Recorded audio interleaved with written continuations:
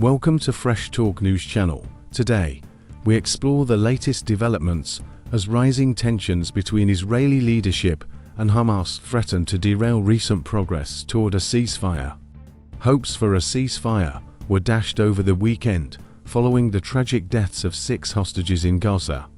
US and Israeli officials have acknowledged that this setback has severely hindered negotiations between Israel and the Palestinian militant group Hamas.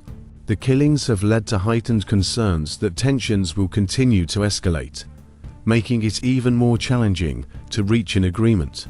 An Israeli official involved in the talks shared a grim outlook, saying, "It does not look good. We are still working at it, but the hostages being killed changed everything."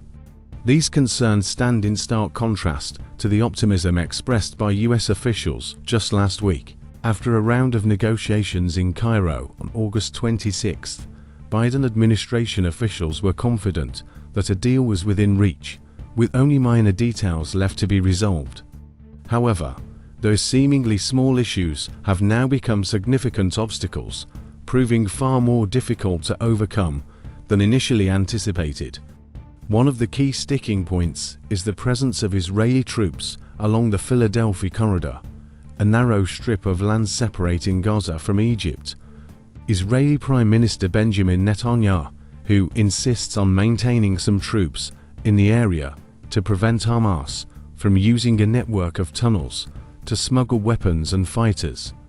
Additionally, there are ongoing discussions with Egypt regarding control of the Rafah crossing, the official border between Egypt and Gaza.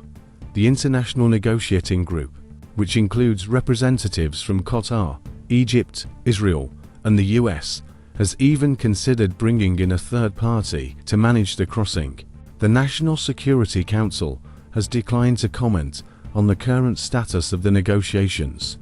President Joe Biden's frustration with Netanyahu, who has become increasingly apparent, particularly after he curtly responded no when asked if the Israeli Prime Minister was doing enough to secure a deal.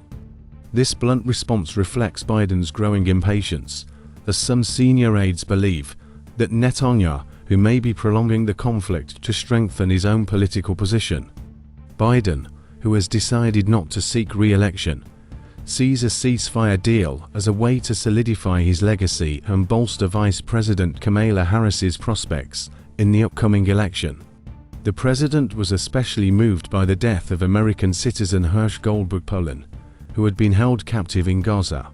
Biden, who was deeply touched by the emotional plea of Polin's parents at the Democratic National Convention, saw parallels between their grief and the slow, painful loss of his own son, Bo, to cancer.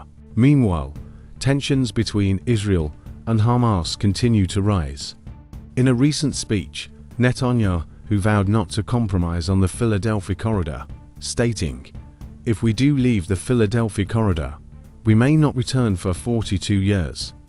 This corridor is different from all the other places it is central.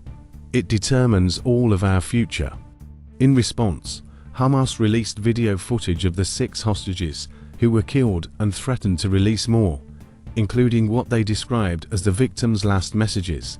This has fueled anger and protest across Israel, with hundreds of thousands of Israelis demanding that the government reach a ceasefire deal and bring the remaining hostages home alive. Despite these challenges, US officials remain hopeful that a deal is still possible, though they have tempered their earlier confidence.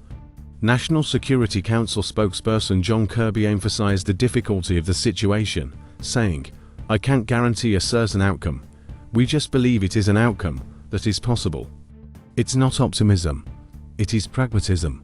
Kirby defended the administration's previous statements, noting that they were accurate, but acknowledged, "We also never said it was going to be easy. I can't tell you what the timeline looks like." Thanks for watching Fresh Talk News Channel. Don't forget to like and subscribe for more news and updates.